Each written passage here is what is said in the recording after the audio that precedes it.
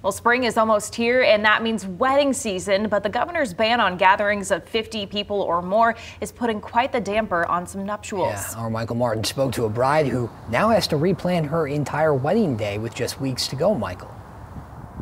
Yeah, Doug, Annie, we're here at the 6th Street Bridge. You'll probably know it as a very popular spot for couples to come on their big day to take photographs, but following the governor's order banning that any gatherings with 50 or more people, unfortunately it means that a handful of those couples are now having to reschedule or make significant adjustments to their big day just weeks or days out to make everything fall into place.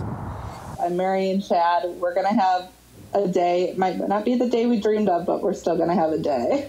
Brides and grooms across the state forced to alter their wedding plans after Governor Whitmer ordered all gatherings of 50 people or more be canceled. We planned it a year and 3 months out, and now we're having to restructure it all within 19 days. As concerns over COVID-19 escalated over the last few weeks, Brandy Head and her fiance Chad were optimistic that their wedding day, set for April 4th, would still be able to happen. With the governor's most recent order, though, they had to revisit their plan. So we spent some time last night and found an Airbnb that we're thinking about renting out, but now it's a matter of getting in touch with our photographers, our videographers, our caterers. While couples are dealing with the process of rescheduling everything, wedding vendors are finding that their business thrown into chaos as well. Really, the first point where it started for me was probably just a week ago.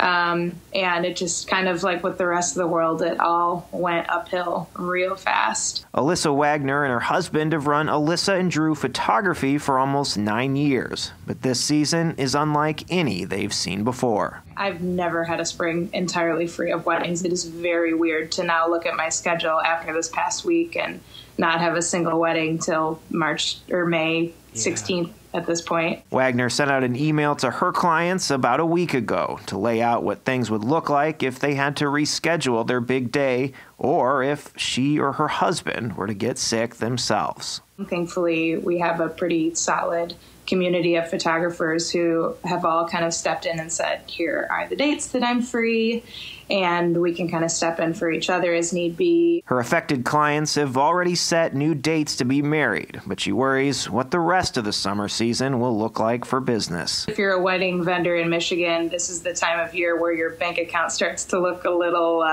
low. Despite the unprecedented situation, vendors and couples alike remain optimistic. I've been planning this day since I was a little girl, but at the same day, I'm walking out with a husband.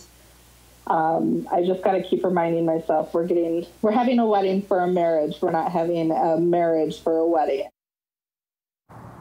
Yeah, well said, well said. And speaking to Alyssa earlier today, she reminds everybody that wedding venues, vendors, they're used to dealing with unforeseen circumstances, so she recommends just reaching out as soon as you can so that they can have a chance to work with you. They want to make it work. That's their business. They want to bring you your magical day and keep business ongoing. For now, live in Grand Rapids, Michael Martin, Fox 17 News. Yeah, certainly disappointing, but the right mindset there. Certainly. Too. No, it's a tough thing. You've been planning it for, in some people's cases, their entire lives. Yeah, and a real trickle down with all the different businesses involved. So we wish all those brides the best.